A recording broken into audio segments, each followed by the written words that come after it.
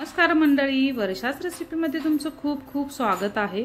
तास side dish म्हणून किंवा इव्हनिंग मेथीची भाजी ही सगळ्यांनाच अशी आवडते।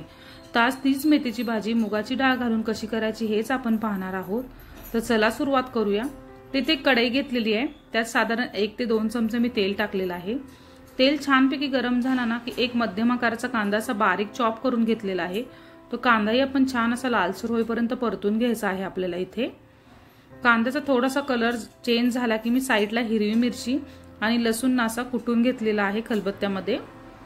तर तिखट तुम्ही तुमच्या आवडीप्रमाणे इथे हिरवी मिरची वापरा। मी साधारण 4-5 हिरवी मिरची आणि 7-8 लसणाच्या पाकळ्या घेतलेल्या आहेत आणि त्या छान प्रकारे अशा खलबत्त्यामध्ये कुटून घेतलेल्या आहेत।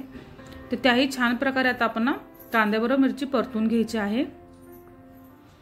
थोडासा हिरव्या मिरचीचा जो कच्चापणा आहे लसणाचा ना तो घालूस तो आपण परतायचा आहे।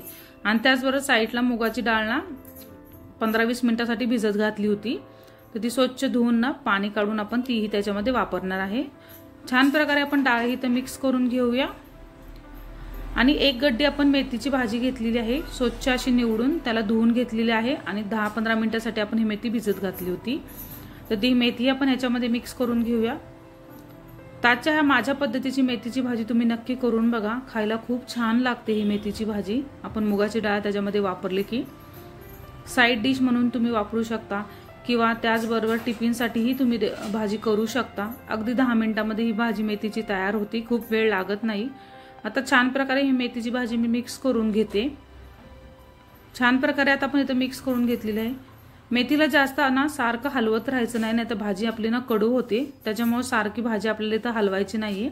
चवीप्रमाणे आता मीठ टाकून घेऊया। मीठ तुम्ही तुमच्या चवीप्रमाणे इथं कमी जास्त करू शकता। एकदा छान प्रकारे मिक्स करून घेऊया आणि 5 मिनिटं मोठ्या गॅसवर आपण ना अशीच परतून घ्यायची आहे ही भाजी। छान प्रकारे मीठ सगळीकडे लागलं पाहिजे अशा पद्धतीने आपण ही भाजी परतून घेऊया। तुम्ही आता सगळीकडून भाजी परतून घेतलेली आहे। आता मोठ्या गॅसवर 5 मिनिटं आपण फक्त झाकण ठेवायचं आहे, जास्त वेळ आपल्याला ठेवायचं नाहीये। 5 मिनिटांनी आपण लगेच झाकण काढून घ्यायचं आहे। इथं 5 मिनिटं झालेली आहेत, मी झाकण काढून घेते। तुम्ही पाहू शकता छान प्रकारे मेथीला इथं पाणी सुटलेलं आहे। एकदा पुन्हा मिक्स करून घेऊया आपण हे। आता 5 मिनिटं आपण बारीक गॅसवर ना मेथी शिजून द्यायची आहे, सारखी हलवायची नाही मेथी। 5 मिनिटं झालेलं आहे। आता आपण पुन्हा एकदा गॅस मोठा करूया इथे आणि 5 मिनिटं ना मोठ्या गॅसवर ही मेथीनं परतून घेऊया। जास्त हलवायचं नाही आपल्याला, उलटनं सारखं भाजीला लावायचं नाहीये, भाजी कडू होती इथं आपली।